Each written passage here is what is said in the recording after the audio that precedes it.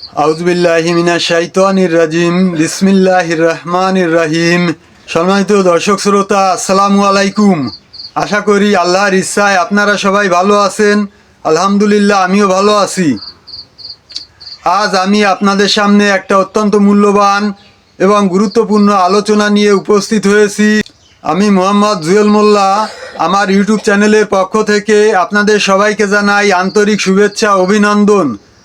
আজ আমি আপনাদের সামনে একটা অত্যন্ত মূল্যবান এবং গুরুত্বপূর্ণ আলোচনা নিয়ে উপস্থিত হয়েছি। আজকের আলোচনা ভারতের পশ্চিমবঙ্গের বিজেপির একজন নেতা শুভেন্দু অধিকারী। উনি বলেছেন সেদিন বাংলাদেশিদের উদ্দেশ্য করে, আপনারা কেউ ভারতে ডাক্তার দেখাতে আসবেন না, আপনারা যাবেন করাচি, লাহোরে। আমি বলবো, শুভেন্দু বাবু, আপনারা বাংলাদেশের পানি ব্যবহার করবেন না।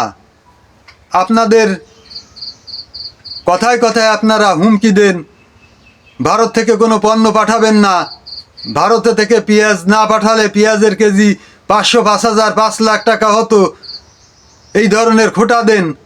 আমি বলবো, আপনারা পণ্য বন্ধ করে দেন, দেখেন কার লাভ। আপনারা পণ্য আমাদের তো মাগনা করেন না,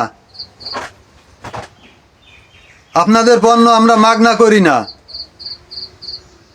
আপনারা আমাদের পানিটা খাচ্ছেন মাগনা, আমাদের পানি আপনারা মাগনা ব্যবহার করছেন, আমাদের পানি দিয়ে আপনারা ফসল ফলাচ্ছেন, সেই ফসল আবার আমাদের কাছে বিক্রি করছেন। আমাদের পানি দিয়ে আপনারা বিদ্যুৎ উৎপাদন করছেন, ওই বিদ্যুৎ আবার আমাদের কাছে চড়া দামে বিক্রি করছেন। আপনারা আর একদিনের জন্য আমাদের এক ফোঁটা পানি ব্যবহার করবেন না। হয়তো বলতে পারেন যে আপনাদের পানি কিভাবে ব্যবহার করছি। পানি একটা প্রাকৃতিক সম্পদ, সমুদ্রের পানি, বঙ্গোপসাগরের পানি প্রাকৃতিক সম্পদ। আন্তর্জাতিক আইনে আছে, কোনো উজানের দেশ, কোনো ভাটির দেশের পানি আটকাতে পারবে না। আপনারা অবৈধভাবে বাঁধ দিয়ে আমাদের পানি আটকাচ্ছেন, ফারাক্কা বাঁধ দিয়ে, তিস্তা বাঁধ দিয়ে আমাদের পানি হাইজ্যাক করে নিচ্ছেন।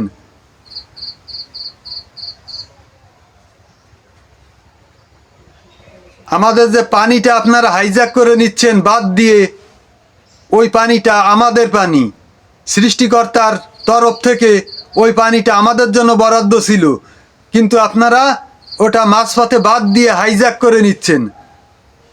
যদিও আপনাদের জায়গায় আপনারা বাদ দিয়েছেন, তারপরে এটা অবৈধ। কোনো উজানের দেশ, কোনো ভাটির দেশের পানি আটকাতে পারবে না, এটা আন্তর্জাতিক আইনে আছে, স্পষ্টভাবে উল্লেখিত আছে। আপনারা যেমন আমাদের উজানের দেশ, চীন দেশও আপনাদের উজানের দেশ। চীন একবার বাদ দিতে চেয়েছিল, আপনারা আন্তর্জাতিক আদালতে আপত্তি জানিয়ে লিখিত অভিযোগ করে সেই বাদ দিতে দেননি। অর্থাৎ চীন যদি তাদের নদীতে বাদ দেয়, চীন আপনাদের উজানের দেশ, আপনাদের ক্ষতি হবে, আপনাদের দেশ মরুভূমি হবে। এজন্য আপনারা বাদ দিতে দেননি। ঠিক আপনারা বাদ দিয়েছেন, যে ক্ষতির আশঙ্কা আপনারা করেছেন, করে বাধা দিয়েছেন, ঠিক সেই ক্ষতির আমাদের হচ্ছে। আমাদের দেশে এক শ্রেণীর লোকজন ছাগল চুদার মতন কথাবার্তা বলে যে ভারত আমাদের বন্ধু রাষ্ট্র।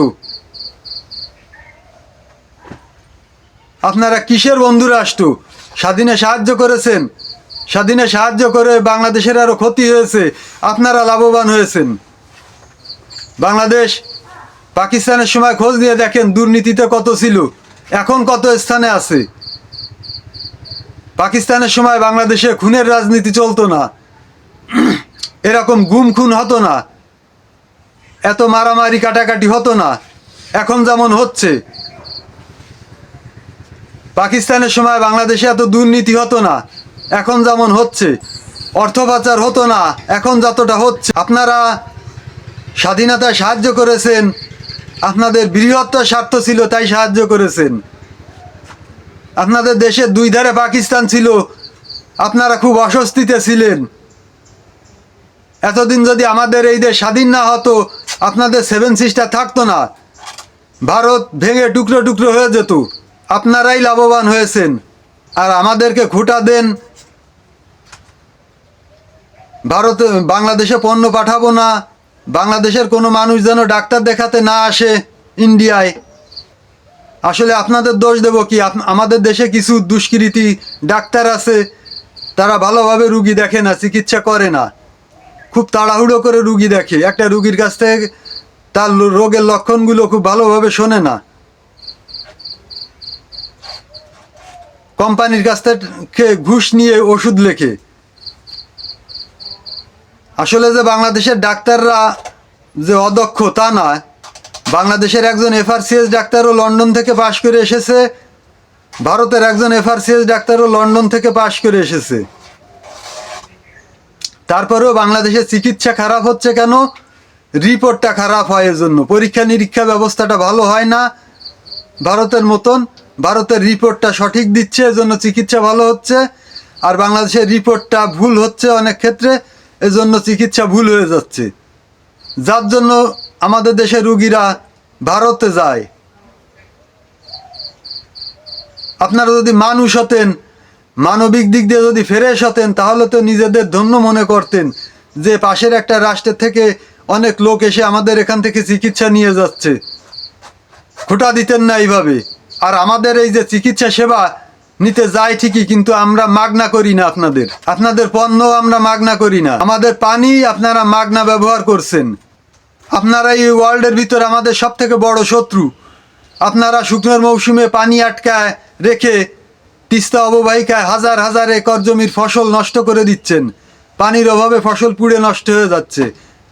আর আপনারা ওদিক দিয়ে আমাদের পানি দিয়ে ফসল ফলাচ্ছেন, ফলে সেই ফসল আমাদের কাছে আবার চড়া দামে বিক্রি করছেন। লজ্জা করে না এইসব কথা বলতে, খুঁটা দিতে? লজ্জা করে না আমাদের পানি ব্যবহার করতে? এই 53 বছর ধরে এই দেশ যদি স্বাধীন না হতো, তাহলে আপনারা আমাদের পানি ব্যবহার করতে পারতেন না। পাকিস্তানিরা কোনোদিন আপনাদেরকে বাদ দিতে দেয়নি। আন্তর্জাতিক আদালতে আপত্তি জানিয়ে বাদ বন্ধ করে রেখেছিল। মনে নেই সে কথা? আমাদের দেশ স্বাধীন হয়েছে, লাভবান হয়েছেন আপনারা, আর আমরা হয়েছি ক্ষতিগ্রস্ত। পাকিস্তান আমলে আপনারা বাদ দিতে পারতেন না, পারেননি কোনোদিন। অনেক চেষ্টা করেছেন কিন্তু পারেননি। আর এই বাদ দিয়ে আমাদের যে পানি আপনারা ভোগ করছেন, হাইজ্যাক করে নিয়ে কাজে লাগাচ্ছেন, এই পানির মূল্য দিতে পারবেন? আপনার 14 গোষ্ঠীরে বিক্রি করলেও এই পানির মূল্য উঠবে না। এই 53 বছর ধরে ভারতের যত প্রধানমন্ত্রী এসেছে, সবার নাম তো বলতে পারবো না, অটল বিহারী বাজপেয়ী, জওহরলাল নেহেরু, আরও অনেকে আছেন। সর্বশেষ এই হিন্দুত্ববাদী মোদিজি আছেন, ইনার আগে ছিলেন মনমোহন সিং। ইনাদের প্রত্যেকের বাড়ির সম্পদ বিক্রি করলেও এই পানির দাম উঠবে না। এমনকি আপনাদের দেশও যদি বিক্রি করে দেন, তাও বিক্রি করে যদি আমাদের টাকা দেন, তাও এই 53 বছরে যে পানি, আমাদের যে পানি আপনারা কাজে লাগিয়েছেন, এই ঋণ শোধ হবে না। এরপরেও আপনারা আমাদেরকে খোঁটা দেন, লজ্জা করা উচিত। আর আপনাদের কি বলবো, আমাদের দেশের কিছু ডাক্তারদের দুর্নীতি আছে, এবং এই ডাক্তারি পাশে মেডিকেল খরচটা সরকারকে অনুরোধ করব কমাতে, যেন খুব অল্প খরচে মানুষ ডাক্তার হয়ে আসতে পারে। কোটি টাকা খরচ হয়ে একজন মানুষ এমবিবিএস পাস করে এসে যখন বসে, তার চিন্তা থাকে কিভাবে টাকা উঠাবো, তার চিকিৎসা সেবার দিকে ততটা খেয়াল থাকে না। আমি বলবো সরকারকে যে অনেক পদ্মা সেতু নাটক হয়েছে, আর শেখ হাসিনার মতন পদ্মা সেতু নাটক না করে এই অর্থ দিয়ে চিকিৎসা সেবা খাতে ব্যয় করতে, চিকিৎসার মান উন্নত করতে, যেন আমাদের দেশের খুব কম খরচে চিকিৎসা ভালো হয়। একটা রিপোর্ট ডাক্তারে লিখে দিলে ওই রিপোর্টটা যেন নির্ভুলভাবে বেরিয়ে আসে, এবং রিপোর্ট যদি নির্ভুল হয়, চিকিৎসা হবে। সময় তো দর্শক শ্রোতা, এই ছিল আজকের আলোচনা। আশা করি আজকের আলোচনা আপনাদের সবার কাছে খুবই ভালো লেগেছে। এই ধরনের আলোচনা সবসময় পেতে আমার চ্যানেলটাকে সাবস্ক্রাইব করবেন, এবং বেশি বেশি শেয়ার করে আত্মীয় বন্ধুবান্ধবদের মাঝে ছড়িয়ে দেওয়ার অনুরোধ করছি। যাতে সবাই দেখার সুযোগ পায়।